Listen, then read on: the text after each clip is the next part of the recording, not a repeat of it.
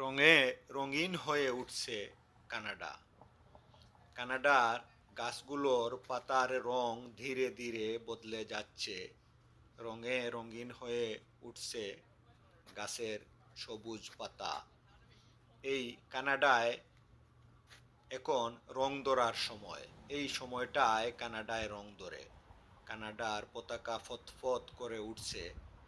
কানাডার পতাকায় যে পাতা রয়েছে মেপল বা সেঞ্চুরি পাতা। এই পাতার গাছ হলো এই রঙিন গাছটি। এই গাছের পাতা হলো সেঞ্চুরি পাতা বা মেপল গাছ এটি।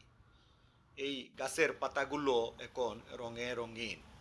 চারপাশে ধীরে ধীরে এভাবে রং ধরছে গাছে।